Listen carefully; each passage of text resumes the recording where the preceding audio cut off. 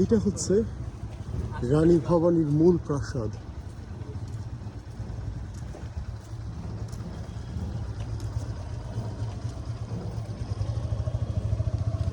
আকাশে মেঘটা বোধহয় এইভাবে এসছে যাতে ছবিটা তুলে খুব সুন্দর করে দেখা যায়।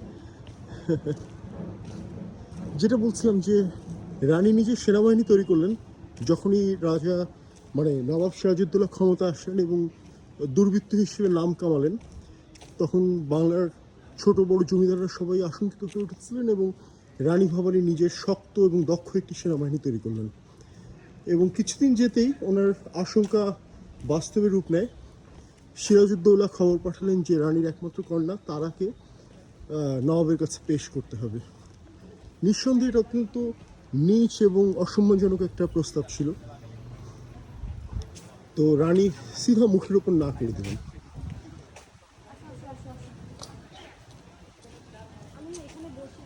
জবাবে নবাব সিরাজউদ্দৌলা রাগত হয়ে একটা নাইস একটা সিঁড়ি।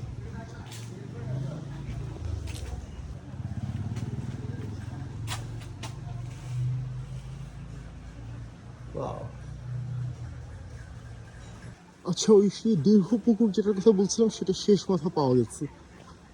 দীর্ঘ পুকুরটা শেষ মাথা হচ্ছে এখানে, কিন্তু শেষে খুব একটা লাভ হয়নি, কারণ এটা যেখানে শেষ হচ্ছে তার পরপরই ওখানে আরেকটা পুকুর, ওটাও বিশাল দেখি আর কি। যাই হোক, এই হচ্ছে আমাদের প্রাসাদ। যখন রানী ভবানী সিরাজউদ্দৌলাকে মুখের উপর না করে দিলেন যে তারাকে, ওনার একমাত্র কন্যাকে, রাজকন্যাকে কোনো মূল্যেই নবাবের খেদমতে পাঠানো হবে না, সিরাজউদ্দৌলা তাতে অপমানিত বোধ করলেন, আমি জানি না কেন, এবং উনি ওনার নবাবী সেনাবাহিনী পাঠিয়ে দিলেন রানীকে দমন করার জন্য। একটা রাজদ্রোহ হিসেবে দেখা হলো ওটাকে। তুমি তোমার রাজকন্যাকে পাঠাবে না, এটা রাজদ্রোহ। তো রানী, যেমনটা আমি বলেছি, আগে থেকেই প্রস্তুতি নিচ্ছিলেন, সেনাবাহিনী গোছাচ্ছিলেন। নবাবের বাহিনী যখন নাটোরের দিকে এগুলো, উনি ওনার বিশাল বাহিনী নিয়ে নবাবকে জবাব দেওয়ার জন্য এগিয়ে গেলেন।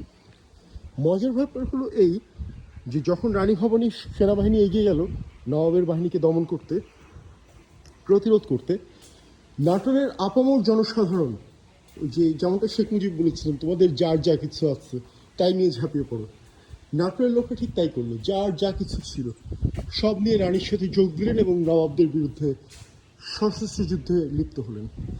এবং নবাব সিরাজউদ্দৌলা অত্যন্ত খারাপভাবে যুদ্ধে হেরে গেলেন এবং দ্বিতীয়বার আর কখনো রানী ভবানীর কাছে কোনো রকমের অনৈতিক প্রস্তাব তিনি পাঠাতে পারেননি।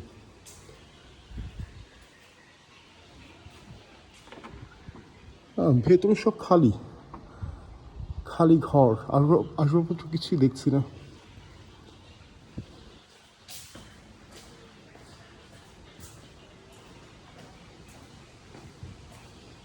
দোতলাও যেতে দিবে না, তালা পাবে রাখা। শুধু বাইরে থেকে দেখে আর ভালো লাগে।